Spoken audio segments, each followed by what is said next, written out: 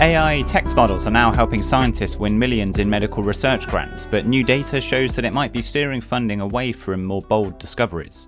Meanwhile, over a quarter of working physicians are actively using AI to slash administrative paperwork.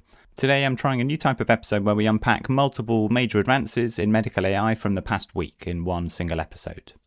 So first up, scientists at Stanford University published research in Science showing that they used AI genome models to design synthetic bacteriophages from scratch that destroyed drug-resistant bacteria in lab trials. We've already covered this story in depth in a dedicated deep dive video, so we won't spend extra time on it here, but be sure to watch that full video on the story for the complete breakdown of how genomic language models write living DNA sequences. Next, a study published in the Proceedings of the National Academy of Sciences by researchers at Northwestern University revealed that research proposals are showing clear signs of AI-assisted writing were 4 percentage points more likely to win grant funding from the US National Institute of Health. The research team analysed thousands of grant applications submitted to major US scientific agencies. Large language models help researchers structure complex methodologies, refine technical language, and draft persuasive grant applications far faster than manual writing alone. While AI boosts funding success at the NIH, the study uncovered a concerning trade-off in that AI-assisted proposals heavily favoured more conventional ideas, similar to projects the agency had already funded. Language models learn from historical data, which naturally inclines them toward producing polished, safe proposals. This creates a paradox where AI might help scientists secure research money, but potentially risks steering biomedical funding away from high-risk, unconventional ideas. To protect scientific discovery, funding bodies shouldn't necessarily try to ban AI text tools, which is almost impossible to enforce anyway. Instead, we'll need to adjust the review rubrics to evaluate applications on raw conceptual novelty, rather than necessarily the rhetorical polish. I'd be interested to hear people's thoughts about whether you think AI used to polish research proposals helps level the playing field for scientists or risks making medical research too safe and conventional. The UK General Medical Council published its annual workplace report, revealing that over 25% of UK doctors report AI and smart information systems are actively reducing administrative paperwork and giving them more time with patients. Over 40% of UK doctors report weekly difficulties delivering care due to heavy workloads and bureaucratic paperwork. AI administrative helpers address some of this burnout at its source by trying to return direct contact time to patient care. The primary hurdle with these systems is often fragmented hospital software. Many healthcare trusts still rely on paper records or disconnected clinical databases. To maximise potential productivity gains, health leadership need to invest in unified electronic data standards.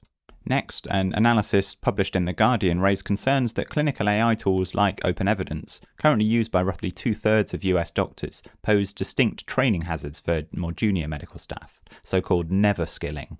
OpenEvidence functions as an AI search and reasoning assistant for clinicians, delivering answers anchored in published medical literature within seconds.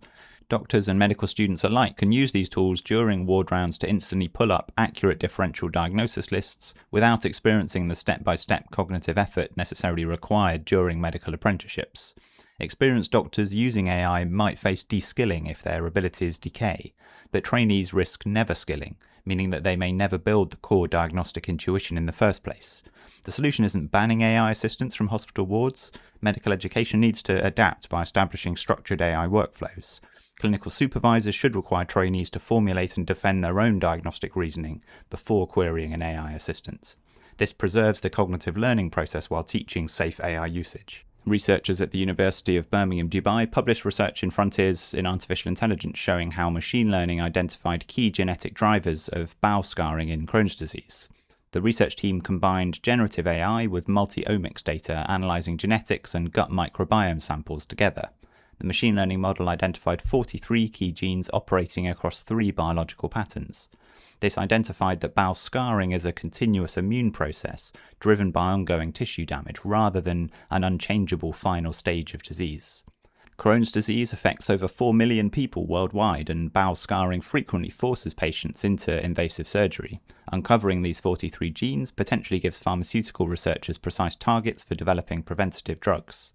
The next step is to try translating these genetic findings into more accessible blood tests that will allow clinicians to spot high-risk patients early and start targeted treatments before permanent tissue damage might occur.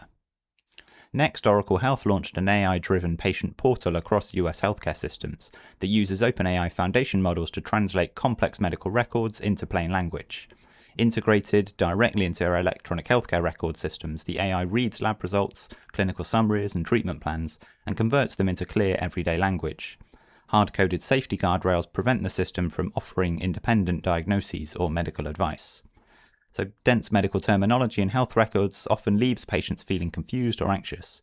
Translating raw clinical records into clear explanations can help patients understand their health conditions and stay on track with treatment plans.